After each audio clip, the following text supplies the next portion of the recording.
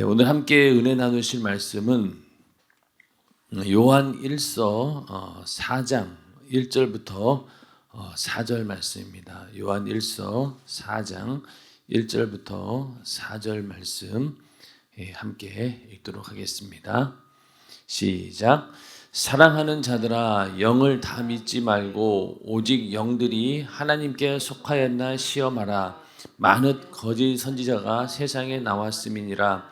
하나님의 영은 이것으로 알지니 곧 예수 그리스도께서 육체로 오신 것을 시인하는 영마다 하나님께 속한 것이요 예수를 시인하지 아니하는 영마다 하나님께 속한 것이 아니니 이것이 곧 저 그리스도의 영이니라. 오리라 한 말을 너희가 들었거니와 이제 벌써 세상에 있느니라. 자녀들아, 너희는 하나님께 속하였고 또 저희를 이기었나니 이는 너희 안에 계신 이가 세상에 있는 이보다 크심이라. 아멘. 오늘은 요한일서 4장 1절부터 4절 말씀을 중심으로 은받침으로 바치듯 항상 말씀 위에 서라라는 제목으로 성막 강의 19번째 시간이 되겠습니다.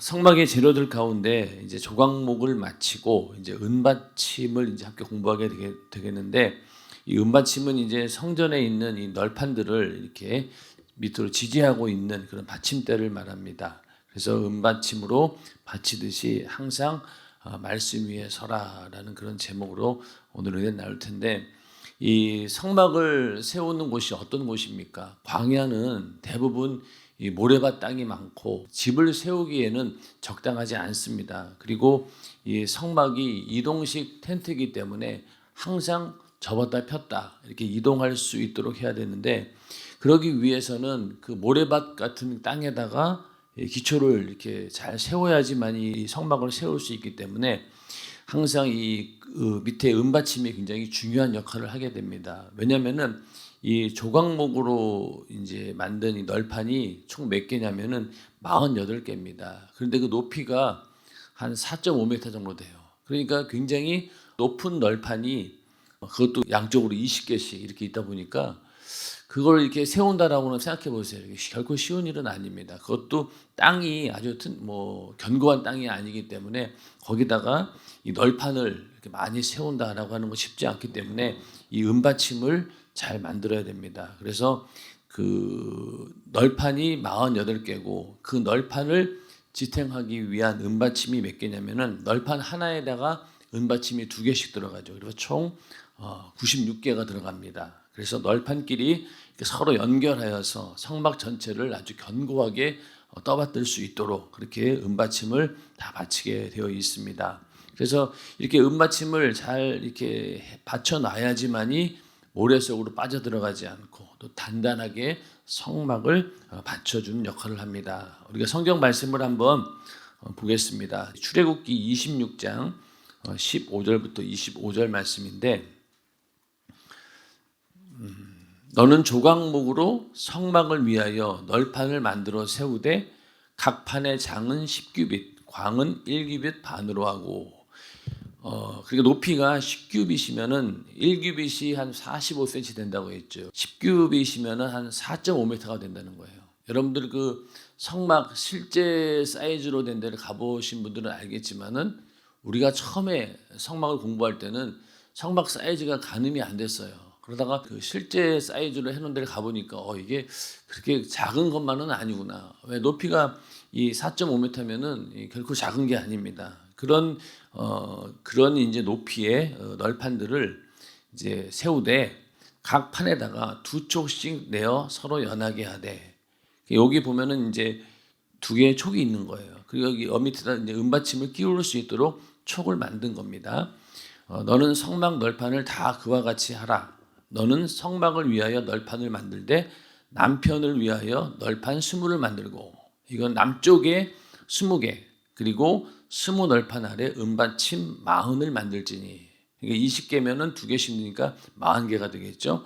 이 널판 아래에도 그 2촉을 위하여 2받침을 만들고 저 널판 아래에도 그 2촉을 위하여 2받침을 만들지며, 성막 다른 편 곧 그 북편을 위하여서도 널판 20로 하고 은받침 40을 이 널판 아래에도 두 받침, 저 널판 아래에도 두 받침으로 하여. 그러니까 이제 이쪽이 서쪽이 되면은 이쪽이 남쪽이 되고 여기 북쪽이 되겠죠. 그래서 여기 우리 성막 입구로 봤을 때는 좌우가 되겠습니다. 이쪽에도 20개, 여기도 20개 그렇게 만들려고 하고 각 이제 은받침은 2개씩 해서 총 20개 여기가 40개가 되겠죠. 은받침이 또 여기도 40개가 됩니다. 그리고 은받침 40을 여기까지 했고 22절 성막 뒤 곧 그 서편을 위하여는 널판 6을 만들고 이쪽을 말하는 겁니다. 여기가 남쪽, 북쪽, 서쪽이 되는 거죠. 여기에는 널판을 몇 개 만들라고 했어요. 6개를 만들고 성막 뒤 모퉁이 편을 위하여는 널판 2를 만들되 여기다 6개를 만들고 여기 뒤에다가 2개를 더 붙인 거예요. 그러니까 총 여기는 8개가 들어가는 겁니다. 그래서 아래에서부터 위까지 각기 두 겹 두께로 하여 윗꼬리에 이르게 하고 두 모퉁이 편을 다 그리하며 그 8널판에는 은받침이 16이니 이 판 아래에도 두 받침이요 저 판 아래도 두 받침이니라. 여기도 마찬가지로 8개의 널판이 있는데 거기다가 2개씩 해가지고 총 16개가 되겠죠. 그렇게 해서 지금 총 보면 여기가 몇 개 들어가냐면은 96개가 들어가는 거예요. 그죠? 96개가 은받침이 들어가는 겁니다. 자, 그 다음에 26절부터는 너는 조각목으로 띠를 만들지니 성막 이편 널판을 위하여 5개 그리고 저쪽 편을 위해서 5 그리고 뒤편을 위해서도 5입니다. 그렇게 해서 총 15개의 널판을 낄 수 있는 띠를 만드는 거죠. 그 다음에 이제 여기다가 앞면에다가 여기 놓는 이 문을 역할하는 휘장을 만드는데 여기 휘장이 있고 또 안에도 휘장이 있어요. 그러니까 안에는 천사 모양으로 만들었고 여기는 그냥 일반 모양입니다. 그리고 여기다 기둥이 이 안쪽으로 지성소 앞에 4개가 들어가고 그리고 이 성소문이죠. 성소문 앞에 또 5개가 들어갑니다. 그리고 여기 보면은 은받침이 요 지성소 앞에 있는 것 요거 4개가 들어가요. 요 앞에는 노수로 하고 여기는 널판이 48개고 은받침이 96개입니다. 일단은 그리고 금띠가 15개 좌우 뒤까지 해서 5개씩 15개가 되고 앞기둥의 받침이 여기 요거 말하는 겁니다. 요거는 성소 앞에 있는 받침이 5개인데 요거는 노수로 만듭니다. 그리고 안기둥은 이 기둥이 4개고 받침이 4개가 들어가는 거예요. 은이 4개. 그러니까 총 96개 하고 은이 4개 들어가니까 총 몇 개입니까? 100개가 들어가는 거죠. 은받침이 100개가 들어갑니다. 그리고 휘장은 이 앞에 하나, 뒤에 하나 이렇게 되죠. 그 다음에 이제 이 위에다가 이제 덮개를 또 4겹으로 싸게 됩니다. 이렇게 해서 은받침이 이 성소를 싸고 있는 것만 해도 100개가 필요한 거죠. 100개가 필요하다. 그래서 왜 이렇게 받침을 만드는데 왜 은으로 만들려고 했을까? 그래서 은은 우리가 알다시피 굉장히 독성에 빠르게 반응을 나타냅니다. 그래서 독이 함유한 음식에 들어가면은 이게 색이 변색이 되죠. 그래서 옛날 임금님 밥상에는 항상 이 은수저를 가지고 음식을 먹습니다. 왜냐하면 거기에 혹시 독이 들어갔을까 봐서 그걸 감별하기 위해서 은수저를 사용합니다. 그러면은 왜 이 성막에 받침을 전부 다 은으로 하라고 했느냐? 이것은 하나님 말씀과 반대되고 또 하나님 말씀과 다른 것들은 마치 독과 같은 것이다. 그렇기 때문에 이런 것들을 분별할 수 있는 기능이 무엇으로만 가능할까요? 이게 하나님 말씀이다, 아니다. 또 이거는 하나님 말씀이지만은 변질되는 것이다, 아니다라는 것을 정확히 분별할 수 있는 기능은 어디에서 오느냐? 하나님 말씀으로만 가능한 거예요. 그래서 우리가 이 성소에 이렇게 기둥을 세우고 또 널판을 세워서 성소를 만들어가는 우리 안에도 그렇게 하나님께서 세우신 성전이 있다라고 하면은 그 성전을 잘 떠받치고 있어야 되는 게 뭐냐? 바로 하나님 말씀이라는 거예요. 그러니까 우리의 신앙이 어디에 기초가 되어야 되느냐? 바로 하나님 말씀입니다. 이 하나님 말씀에 기초가 되지 않으면은 항상 흔들리게 되어 있어요. 그래서 우리가 어떤 분들은 자기가 가지고 있는 경험이나 신앙적인 그런 체험만 가지고 그걸로 신앙생활을 하려고 하는 분들이 있어요. 물론 처음에는 그것 가지고 신앙생활을 할 수 있게 하나님께서 그런 체험도 주신 거예요. 근데 시간이 지나면 지날수록 또 우리의 신앙이 점점 성장해 가야 되는 그런 상황에서는 그것만 갖고는 안 되는 거죠. 결국은 하나님 말씀으로 계속 받침대를 세워줘야 된다는 겁니다.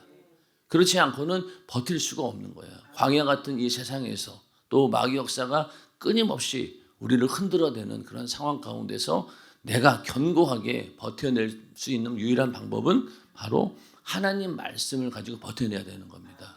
그래서 마지막 최후에도 이 하나님 말씀을 내가 어떻게 가지고 있느냐, 그게 관건이에요. 그래서 이제 마지막 때가 되면은 강단에서 설교를 해주는 사람도 없고, 그러면은 내가 하나님 말씀을 읽고 또 내가 은혜를 받아야 되고 또 그것을 다른 사람들에게 전해줘야 됩니다. 또 그나마 성경책이라도 볼 수 있다라고 하면 그렇겠지, 못 본다라고 하면 어떻게 되겠어요? 내가 들었던 말씀을 계속 기억하면서 은혜 받으면서 유지해야 된다는 겁니다. 그러기 위해서도 일단은 하나님 말씀을 가지고 있어야 되는 거고, 또 이것이 하나님 말씀인지 아닌지, 또 이게 악한 영의 역사인지 미혹인지 아닌지를 분별할 수 있는 방법도 바로 이 하나님 말씀으로만 가능하다는 겁니다. 그래서 여기서 은받침이 두 개다라고 하는 것은요, 하나님 말씀인데 신약과 구약 말씀이다. 그래서 말씀을 기반으로 해서 분별하라는 거예요. 이게 독인지 아닌지 이걸 분별할 수 있는 방법이 은으로 구분을 하듯이 하나님 말씀을 통해서 분별하라는 겁니다. 그래서 결국 은받침이라고 하는 것은요, 하나님 말씀을 상징하는 거죠. 하나님 말씀을 가지고 항상 우리가 분별을 해야 됩니다. 그래서 우리가 이 땅에서 신앙생활 하면서 항상 보면은 그 이단이라든가 적그리스도, 거짓 선지자의 미혹이 끊임없이 있습니다. 어느 시대든 간에 이 역사는 있어요. 지금 우리 시대에도 이단, 적그리스도, 거짓 선지자 다 있습니다. 이단은 하나님 말씀에서 변질된 그런 자들을 말하고, 적그리스도는 내가 예수다, 내가 그리스도다 이렇게 말하는 사람들을 말하고, 거짓 선지자 같은 경우에는 여기에도 구원이 있다라고 하는 이방 종교, 그런 것들이 바로 거짓 선지자인데 이게 어느 시대든 간에 다 있어요. 지금도 우리 이단 가운데 신천지 같은 경우에는 정말로 교묘하게 또 상상을 초월하는 방법으로 교회 안에 막 침투해가지고 사람들을 미혹하는 그런 걸 보면서 어느 시대든지 있었습니다. 그래서 이런 것들로부터 분별해야지만이 우리의 신앙이 반석 위에 세운 집이 된다는 거예요. 예수님께서도 이 반석 위에 세운 집을 얘기하면서 어떤 얘기를 합니까? 주의 이름으로 선지자 노릇하며 주의 이름으로 귀신을 쫓아내며 주의 이름으로 많은 권능을 행한 사람이 있었어요. 그렇지만은 주님께서 나중에 보면은 내가 너희를 도무지 알지 못하니 불법을 행하는 자들아 내게서 떠나가라. 겉으로는 막 능력과 이적을 나타냈어요.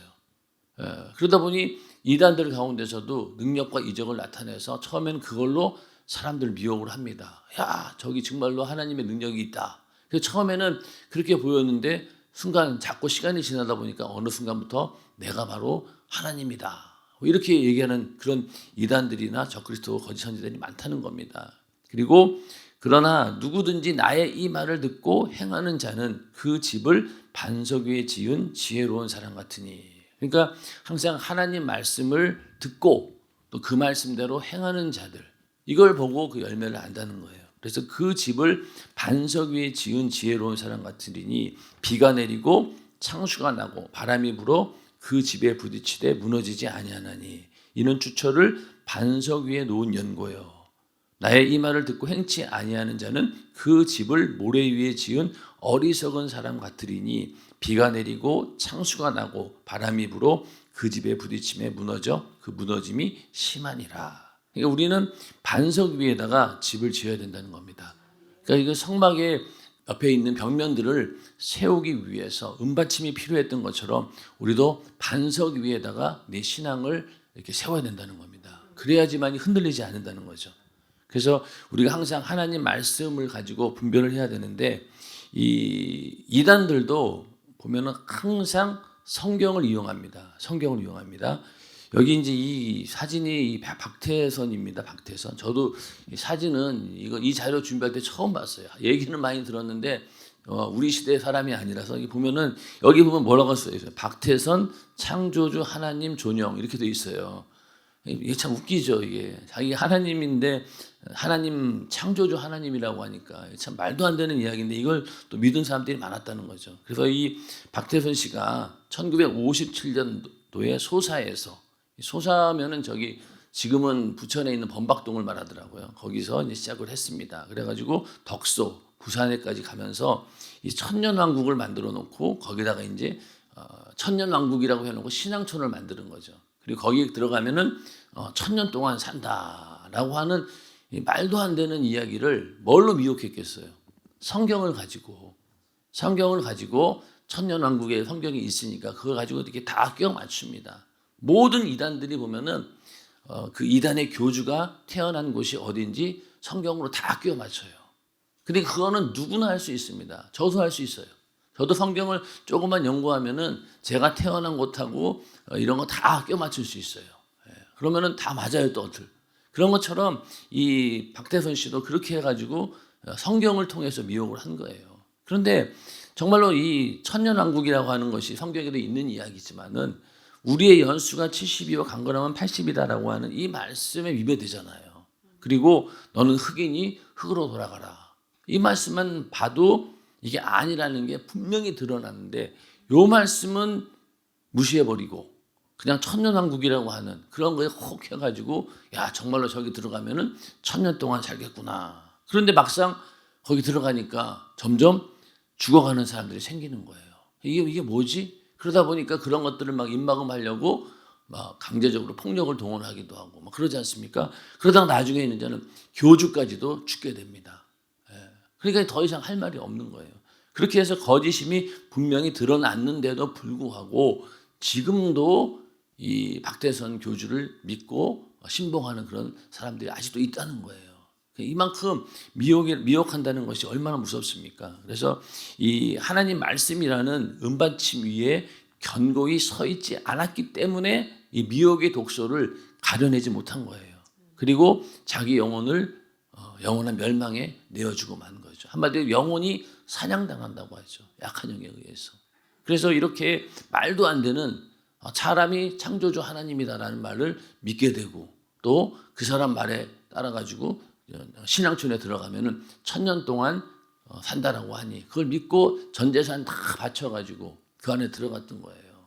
그런데 결국은 그것이 다 거짓임이 드러났죠. 사진을 좀 보니까 굉장하더라고요. 이때만 봐도 이게 이 70년대 막 이럴 때 막 이렇게 신앙촌을 만들고 공장도 만들고 또 이거 보면 주인 없는 상점 이렇게 해가지고 무인 점포까지 이때 만들었던 거예요. 그리고 이렇게 뭐 물건을 팔러 다니는 사람들도 있었고 학교도 만들었어요. 그래서 그 신앙촌에 있는 자녀들을 계속 교육까지 시켰던 겁니다. 그리고 꽤 건물도 괜찮은 건물로 지어놓고 이렇게 해서 많은 사람들을 미혹했던, 그러니까 그 사람들은 대부분 하나님 말씀을 가지고 분별하지 못했기 때문에 이런 일이 생긴 겁니다. 자, 그 다음에 1992년도 10월 28일 예수가 온다고 했던 다미성교회 여러분들 이거는 기억하실 거예요. 그렇죠? 그때 굉장했었잖아요. 예수님이 그 10월 28일 날 온다라고.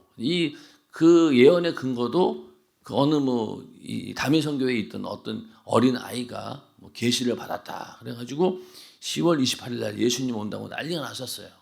그때 우리 교회가 저기 망원동에 있었는데 그 망원동에서 얼마 안 되는 곳에 이 다미성교회가 있었습니다. 그러다 보니까 그 다미성교회에서 우리 목사님의 설교를 짜깁기 해가지고 자기네들이 그걸 막 사용하기도 했었어요.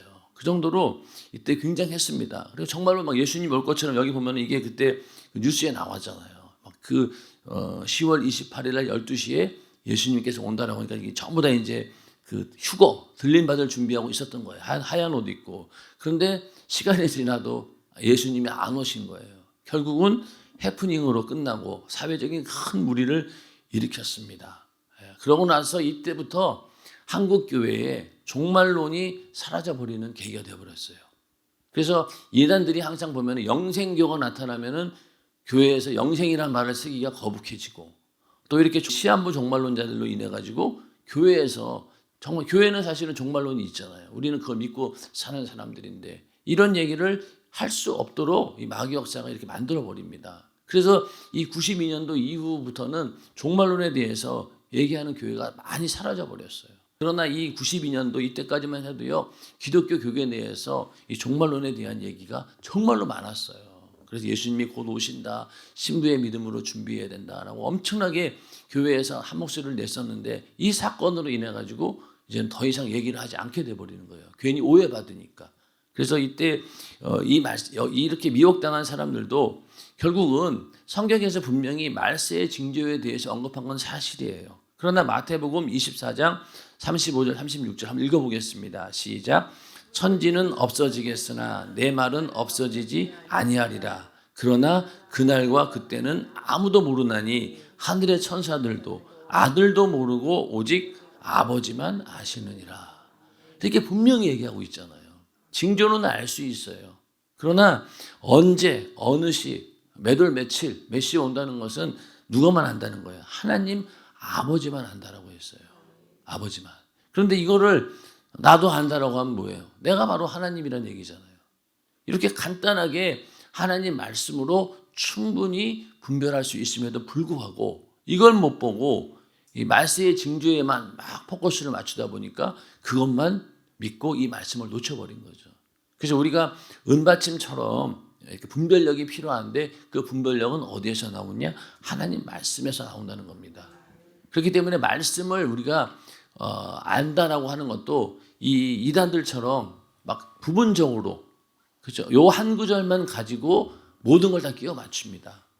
그런 것들을 우리는 또 굉장히 주의를 해야 되는 거예요. 성경을 전체적으로 우리가 관통해서 봐야 되고, 그리고 부분적인 것들이 그것만 딱 떼놓고 보면은 그거 같아요. 그러나 앞뒤 이렇게 정황을 보면은 그 말씀은 그 말씀이 아닌 거예요.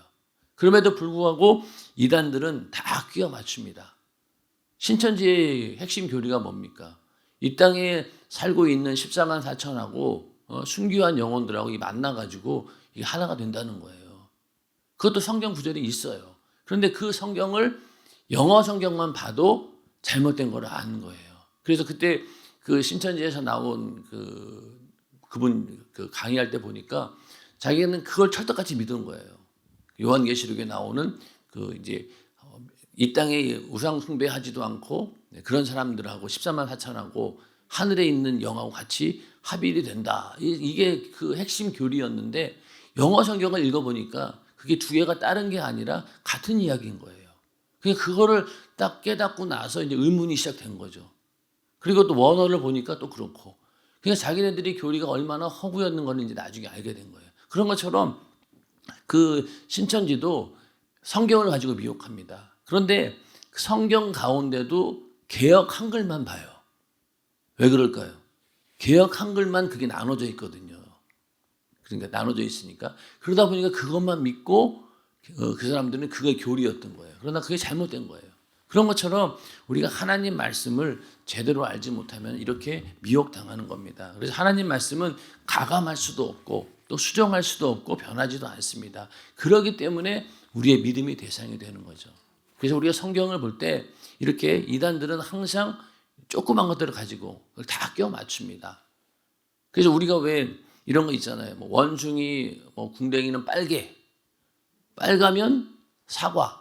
사과는 맛있어. 맛있으면 바나나. 바나나는 길어. 긴 것은 기차. 기차는 빨라. 빠르면 비행기. 비행기는 높아. 높으면 백두산. 이렇게 돼. 그러면 원숭이 궁뎅이가 어디까지 한 거예요? 백두산이 된 거잖아요. 딱 그거예요. 그냥 성경 말씀 중에서 요거 가지고 요거는 요거지. 네. 그럼 요거는 요거지. 요건 요거지. 그러다 보면 나중 가서 이 교주 누구죠? 이만희가 하나님이 되는 거예요. 성령이 되는 거예요. 그런 것처럼 이 이단들은 그렇게 성경 한 구절 그거 가지고 계속 그렇게 연관을 시켜서 만들어냅니다. 그런 것들을 우리가 잘 보고 분별해야 돼요. 성경이라고 해서 다 성경 말씀이 아닌 겁니다. 그 성경을 전체적으로 우리가 볼 수 있도록 우리는 그 눈이 열려져야 되는 거예요. 그래서 우리가 성경을 통독하고 또 다독하라고 하는 이유가 전체적인 흐름을 보면서 가라는 거예요. 안 그러면 이런 이단들에게 넘어갑니다. 이단들이 제일 잘하는 수법이 그거잖아요. 성경 어느 구절 딱 들이대면서 당신 이 말씀 아냐고. 그리고 그 여호와의 증인들도 보면 항상 내세우는 구절이 뭐 땅은 영원하니라 이렇게 그걸 가지고 막 보여주더라고. 그러니까 이 땅에 이 천년왕국이고 또 지상 낙원이 이루어진다는 거예요. 그 한 구절만 가지고. 그런데 전반적인 그 성경을 쭉 보면 어떻습니까? 이 땅이 영원하지는 않잖아요. 그런데 그거를 한 구절만 가지고 미혹하기 때문에 사람들이 넘어간다는 거예요. 그리고 그 사람들은 자기네들이 필요한 구절만 달달달 외웁니다. 그러니까 굉장히 성경을 많이 알고 있는 것처럼 보이지만은 실상은 성경 전체를 알지 못해요. 그래서 우리는 항상 성경을 그렇게 부분적으로 알 것이 아니라 전체적으로 우리가 알고 있어야 된다는 겁니다. 그래서 오늘 말씀처럼 영을 다 믿지 말라는 거예요. 하나님께 속하였나 너희가 시험해 보라는 겁니다. 그 시험을 하기 위해서는 우리가 뭐가 있어야 된다고요? 하나님 말씀으로 분명히 서 있어야 된다는 겁니다. 많은 거짓 선지자가 세상에 나왔다고. 그러니까 이 거짓 선지자들이 어떠냐면은 예수 그리스도께서 육체로 오신 것을 시인하는 영마다 하나님께 속한 것이요 예수를 시인하지 아니하는 영마다 하나님께 속한 것이 아니니 이것은 곧 적그리스도의 영이니라. 자, 예수님께서 육체로 오신 것을 역사적으로는 다 인정을 해요. 그런데 그 예수가 너희의 구세주는 아니다라는 겁니다. 그래서 많은 이단들이 어떻게 논리를 펴가냐면은 예수님이 이 땅에 오신 거 맞아. 그런데 그 예수는 그리스도로서의 사명을 실패했어. 그 사람은 실패한 거야. 그거 봐라. 그러니까 허무하게 십자가 달려 죽었잖아. 그러니까 그 실패자였고 내가 성공자야. 예수님은 실패했지만은 나는 성공했어. 그러면서 얘기한 사람이 누구냐? 문선명이에요. 문선명이를 또 뒤에 이어서 문선명이한테 배운 이단이 누구냐면 정명석입니다. JMS. 그럼 정명석이는 뭐라고 하느냐? 문선명이도 실패자라는 거예요. 그럼 내가 그 일을 이루었다는 거예요. 그런 식으로 계속 나갑니다. 그러니까 예수에 대해서 인정하긴 해요. 그러나 예수님께서 그리스도로서의 사명을 감당하지 못했다는 겁니다. 그리고 내가 바로 그 일을 대신할 사람이다. 라면서 자기가 예수다라고 이렇게 얘기하는 게 바로 적그리스도입니다. 그래서 적그리스도는 내가 예수다, 내가 그리스도다 이렇게 주장하는 사람들이고 거짓 선지자는 우리에게도 구원이 있다. 이방 종교, 불교 같은 거 이런 게 다 이방 종교 거짓 선지자가 되는 거죠. 이단들은 교회 안에서 하나님 말씀을 변질시키는 것. 그래서 이런 사람들도 많이 능력을 막 행하다가 점점 그 말씀이 변질되어 가는 것. 그 이재롱 목사라고 하는 그분도 그런 분이었어요. 처음에는 성령이 충만했고, 막 은사도 나타났고, 수많은 사람들이 막 병에서 고침을 받았습니다. 그래서 한때는 한국에 정말 유망한 그런 부흥사 또 그런 목회자로서 그런 대우를 받았었는데 어느 순간부터 변질된 거예요. 그래서 그 설교를 가만히 막 들어보면은 정말로 말도 안 되는 이야기를 막 하더라고요. 그러면서 결국은 그 끝이 어떻게 되었습니까? 정말로 우리가 상상하지 못하는 그런 모습으로 타락하게 되었고 결국은 잘못된 거죠. 그러니까 처음에 하나님 말씀으로 시작했지만은 변질돼 버린 그런 상황입니다. 그래서 우리는 적그리스도, 거짓 선지자, 이단 이거를 전부 다 항상 이 미혹에 주의해야 되는데 그것을 이기는 방법은 뭡니까? 하나님 말씀으로 분별을 해야 된다. 그래서 그 은받침이 필요한 것처럼 우리에게도 말씀이 필요하다는 겁니다. 이런 적그리스도나 거짓 선지자, 이단의 최후는 뭡니까? 산채로 유황 불 붙는 못에 던지우고 산채로 지옥불에 떨어진다는 거예요. 지옥도 가장 뜨거운 아랫목에 이 사람들이 간다는 겁니다. 그리고 우리에게는 항상 너희에게 말하되 보라 그리스도가 여기 있다. 혹 저기 있다 하여도 믿지 말라. 예수님 하신 말씀이잖아요. 사람의 미혹을 받아서는 안 된다는 겁니다. 그래서 우리가 하나님 말씀을 통해서 이 마지막 때도 하나님 말씀을 통해서 분별을 해야지 안 그러면 이렇게 사람들에게 미혹당하고 또 악한 영들에게 미혹당해서 내 영혼이 돌이킬 수 없는 그런 상태까지 가버린다는 겁니다. 그래서 자기 심령에 하나님 말씀이 없기 때문에 우리는 속는 거예요. 하나님 말씀을 비춰보아 가면서 점검해보고 분별할 수 있어야 된다는 겁니다. 그래서 우리의 믿음을 무너뜨리려는 미혹의 영으로부터 나를 견고히 세우기 위해서는 성막의 조각목 놀판들의 밑부분을 은받침으로 받치듯이 항상 말씀 위에 굳게 서 있어야 된다. 그렇게 은받침을 세운 의미가 바로 여기에 있다는 거예요. 그래서 항상 은받침을 세우는 것은 그 안에 독이 있는지 아닌지를 분별할 수 있는 그런 기능을 하고 있기 때문에 은을 사용한 것이고, 그런 것처럼 우리도 하나님 말씀을 통해서 이것이 내 영혼의 유익인지 내 영혼을 죽이려고 하는 것인지를 빨리 분별해 내라는 겁니다. 그러기 위해서 하나님 말씀을 기준해야 된다. 그리고 우리가 하나님 말씀을 읽고 접할 때마다 전체적인 것들을 쭉 봐가면서 읽어야 되는 것이지, 부분적인 것만 가지고 읽다가는 이런 식으로 미혹당할 수밖에 없다는 겁니다. 그래서 우리가 하나님 말씀을 열심히 읽고 또 그 말씀에 은혜 받고, 그래서 설교를 통해서 은혜 받는 것도 있고, 내가 직접 읽으면서 또 그 말씀이 그러한가 하여서 읽으면서 또 은혜 받기도 하고, 그렇게 해서 말씀으로 나를 견고하게 세워 놓아야지만이 이 마지막 시대의 이 미혹으로부터 우리를 지켜낼 수 있다는 겁니다. 아무쪼록 우리의 삶 가운데, 우리의 심령 가운데 하나님 말씀이 풍성히 거해서 그 말씀을 통하여서 악한 것들이 절대로 틈타지 못하도록, 미혹하는 영들이 절대로 틈타지 못하도록 하나님 말씀이 내 심령 가운데 넘쳐나는 우리 모두가 되기를 주님의 이름으로 축원합니다. 이 시간 기도하겠습니다.